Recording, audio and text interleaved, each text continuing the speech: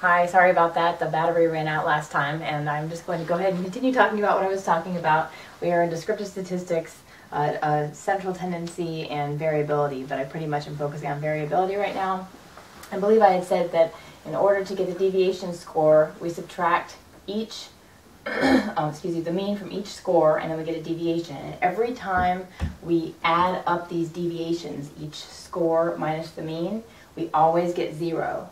And so because of that, we're not going to ever be able to get an average difference or an average deviation around the mean. So instead of adding these up and getting 0 every time and getting frustrated, we just go ahead and square that deviation score. So we take each score minus the mean, 8 minus 3, 1 minus 3, 3 minus 3, 0 minus 3, and square each of those differences right here.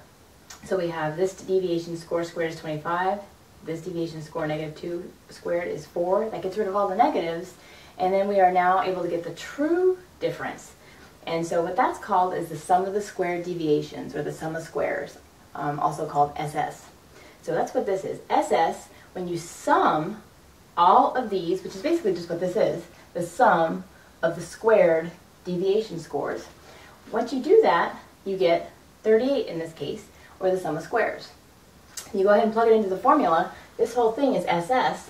So when you plug it in, 38, or SS, divided by n minus 1 for a sample, and if it were a population, it would just be n, because it's a sample.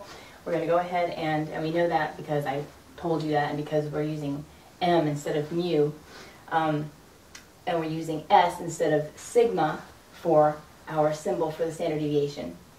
We take 4 minus 1 is 3, we divide 3 into 38, and we get 12.67, and then that is our variance. That's s squared, and we'll talk about that more later. It has to do with the overall variability of the scores.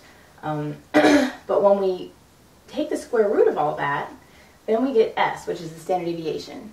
And in this case, it's 3.56. So what that tells us is that, on average, all of the scores in this distribution are about 3.56 points away from the mean, which is 3 in this case. So there's a fairly large spread of scores, considering that there are only 4 of them. That's because they range all the way from 0 to 8. So that's how you calculate a standard deviation with the sample formula. The population formula is identical except for the case of n. You don't subtract 1. You don't have to correct for that difference between the population and the sample. We're trying to correct for sampling error here. So once we've calculated it, I just want you to understand, basically conceptually, the idea of the standard deviation is just that it's the average difference. On average, each score was about 3.56 points away from the mean. And if we have a range, if we have a large range of scores, we could maybe have a standard deviation of 100 points. That would mean there was a lot more variability. On average, each score was 100 points away from the mean of the distribution.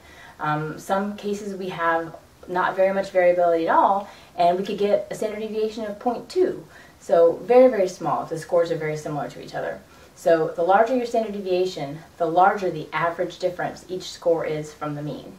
So that's what we're talking about here, and that will come in handy as we try to describe, well, what does our distribution of scores look like? Well, the mean is 3 and the standard deviation is 3.56. There's a fair amount of variability there. On average, each one is differing by 3.56 points.